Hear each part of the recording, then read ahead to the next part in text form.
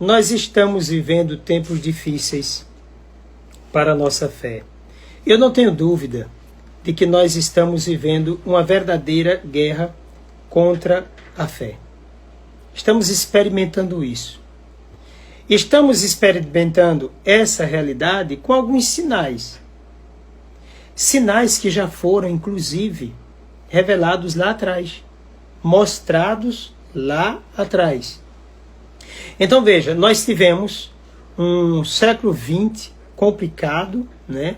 Mas ao mesmo tempo bem desenvolvido, né? Tivemos um século XX com desenvolvimento da tecnologia, desenvolvimento de muitas coisas, mas ao mesmo tempo com guerras. Primeira Guerra Mundial, Segunda Guerra Mundial. Nós tivemos a Rússia, por exemplo, fortíssima com o comunismo, mas também de massacres gigantescos. Tivemos um comunismo que matou aí mais do que 100 milhões de pessoas. E certamente cristãs. Muitas, padres, freiras, bispos, leigos de modo geral. Né? Quanta gente não foi morta por causa do comunismo. Temos um documentário importante, que é aquele o último mistério, né, sobre Nossa Senhora de Fátima, que deve ser visto, deve ser levado a sério, né, que trata muito bem disso. E é interessante porque quando nós olhamos para a realidade pela qual passamos agora, percebemos que os mesmos interesses do passado estão voltando. Os comunistas lá mandaram fechar igrejas. Não era para ter nada de religião, porque eles queriam de fato a implantação do comunismo, e o comunismo é ateu. Tanto é que Pio XI vai escrever contra, e está belíssimo, eu coloquei inclusive aí no Face, você pode pegar e ler como, né, esse texto de Pio XI. Faça isso. Então nós temos aí o comunismo ateu e lá na Rússia muito forte. E tu vai pegar muitas áreas, não é, referentes aí à geografia desse mundo. Pois bem, hoje nós temos a mesma coisa. E utilizam de artifícios, né, coisa interessante. Nós estamos pela vida. A minha pergunta é, pela vida como? Há vidas aí, ó, passando fome nas ruas, em todos os lugares, em toda parte. Ninguém se preocupa com essas vidas. E eu disse em um vídeo anterior, né, vida nos hospitais, em todos os lugares, ninguém se preocupa com isso, né? Quem está passando fome, passando necessidade, ninguém está preocupado com isso. Agora, por outro lado, vamos fechar a igreja. Analise comigo um detalhe. A fé no Brasil é superior a tudo. A maioria no Brasil crê em Jesus Cristo. A maioria católica e a sua parte protestante. A maioria crê em Jesus Cristo. A maioria tem fé. Uns mais, outros menos, mas tem fé. Então, se você, por exemplo, corta, evita o fenômeno religioso, a ida ao templo, você tá agindo, não pensando na vida, você está pensando em bloquear uma parte que dá sentido, liberdade e dignidade. Olha, minha gente, eu só posso ser livre se eu tiver fé. Se eu não tenho fé, eu me entrego a qualquer coisa. Porque eu não tenho sentido, eu sou uma coisa. Se você pegar, por exemplo, os argumentos marxistas para falar da criação, por exemplo, tudo vem da matéria para ele. E tudo é para uso. Quer dizer, é uma forma de pensar contrária. Como se a vida viesse da própria matéria, uma matéria sem vida. Pois bem, mas aí ele pensa dessa forma e muitos o seguem desse jeito. Então, se a maioria é cristã nesse país, a maioria esmagadora é cristã, então por que não se pensa nesse universo cristão? Não pensa. Então fecha, né? Coloca de modo contrário, impondo outras coisas. Então isso vai trazer detalhes aí complicados. Por outro lado, existem apoios dentro da realidade católica e também dentro da realidade protestante. Pessoas que aderem facilmente a essas teses. Mas por que aderem? Porque lá atrás, o inimigo soprou uma coisa dentro da igreja que colou. Veja, combateram o cristianismo, o comunismo ferrenho, Nossa Senhora de Fátima aparece, coloca o povo para rezar o rosário, e é importante que nós o façamos hoje com muita força, mais do que antes. Vamos dizer que esse comunismo é vencido, mas depois vem a cisânia, entra também na igreja em muitos lugares. O discurso deles era com relação aos humildes, os simples, mas tudo para enrolar, e a mesma coisa continua sendo hoje. E aí entra uma teologia dentro da realidade da igreja. Eu chamo de teologia da libertação. Ô padre, o senhor é contra a teologia da libertação? Bom, se eu entendo a libertação como a ação de Cristo que nos assume, morre por nós, ressuscita por nós, para que sejamos salvos, acreditando que eu devo viver voltado para a comunhão com Deus aqui e na vida eterna, aí sim, isso é a teologia da libertação.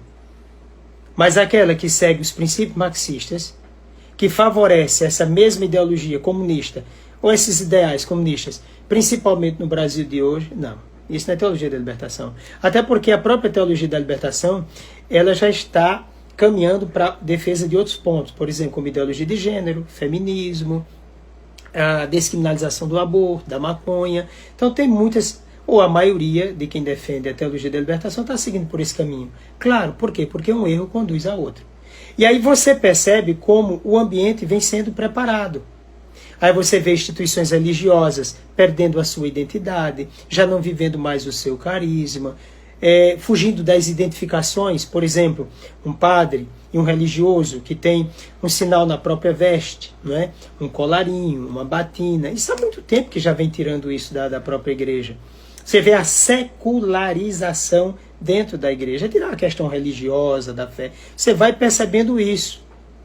Claro que eu posso ser até bombardeado por causa de um vídeo desse agora, mas eu falo o que acredito, né? Eu sou cristão, eu sou padre. Pois bem, nós precisamos disso. Nós temos então uma parte de perda dos sinais. Então, perda dos sinais já precedendo o que está acontecendo hoje. Isso é um dado a ser observado. Temos, por exemplo, fechamento de igreja antes, por exemplo, de Fátima, Nossa Senhora de Fátima, a aparecer, mas já temos hoje também esse mesmo segmento, essa mesma preparação.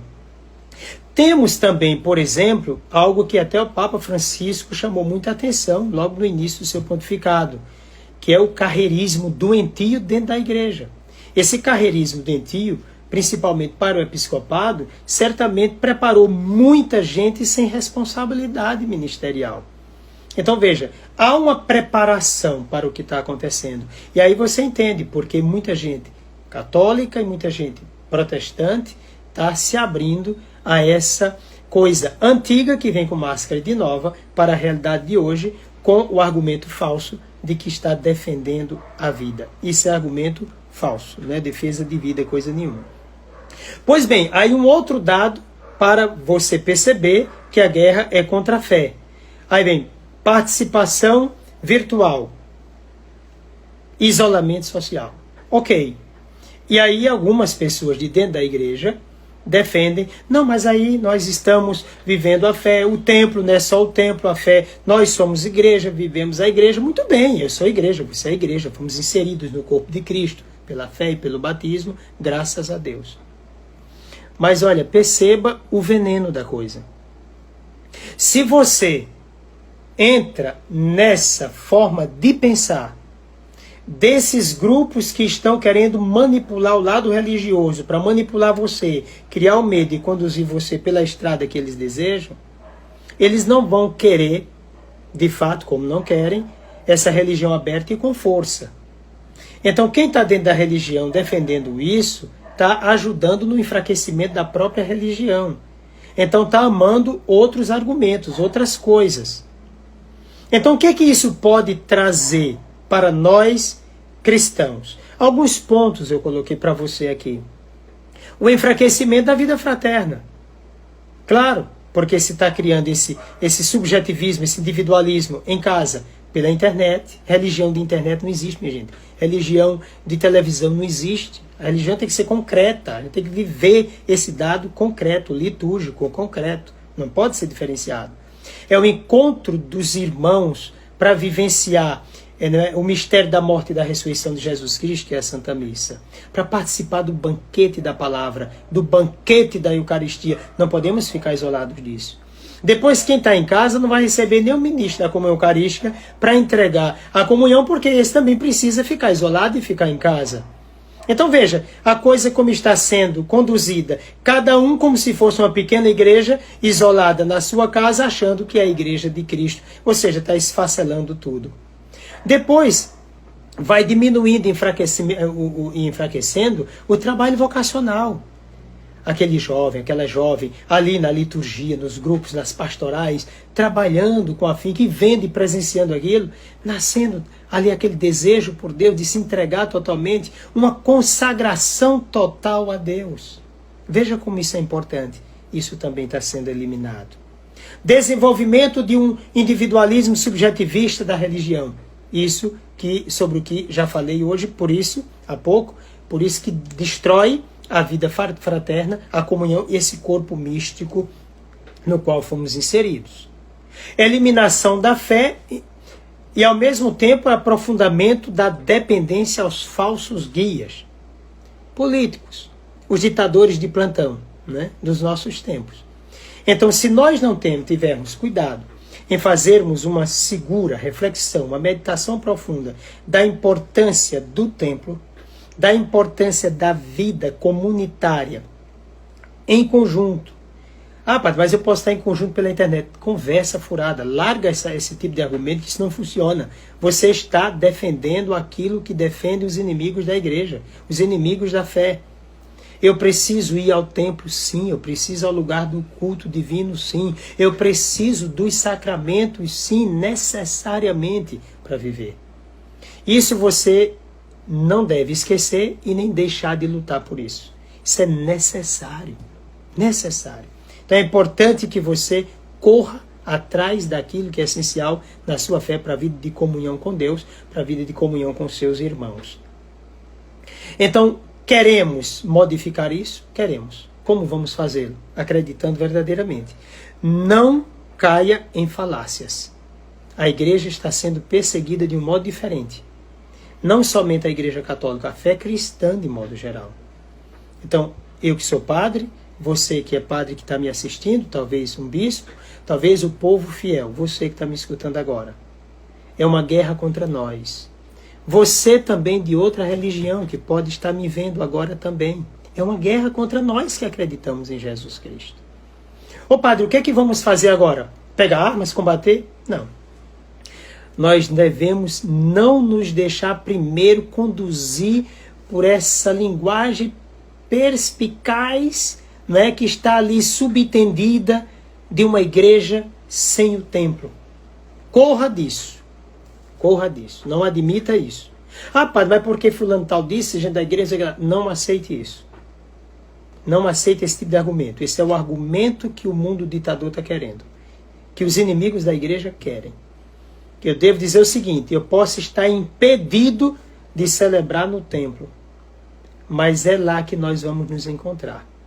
Por enquanto a gente se serve disso, né? Na internet, do meio e tal, etc. Mas não é aqui que a igreja se revela, não. Ela se apresenta certamente, mas eu preciso estar na vida de comunhão. E é isso que está fazendo medo a todos aqueles que estão seguindo os ditames da China. Cuidado. É isso que eles estão querendo. Em nome do combate ao Covid-19, eles estão esquecendo outras doenças, não é? Não olham para isso. Estão combatendo a sua fé, a minha fé. Porque a fé é força. Dom de Deus, força. Força que nos ajuda na prática do amor, lembra das obras da fé? E ao mesmo tempo a força que nos permite ter esperança. Porque a fé, como diz a carta aos Hebreus, é a posse antecipada do que se espera. Eles estão tirando a esperança. E tirando a esperança mata o homem. A depressão está aí acontecendo. Os deprimidos estão aí pelas casas, nas famílias e nos problemas. Ninguém está olhando para isso.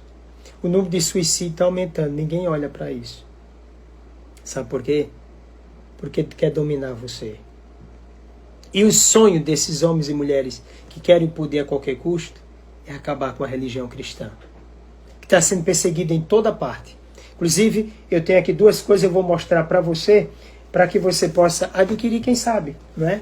Olha aqui, um grande livro de Raymond Ibrahim, Crucificados, também fala da perseguição cristã, não é bem esse tema que eu estou trazendo para você, mas traz também a perseguição cristã e a cristofobia, de Luiz Antequera. Muito importante. Adquira, leia, né? Tome conhecimento do que está acontecendo com você e com a sua religião.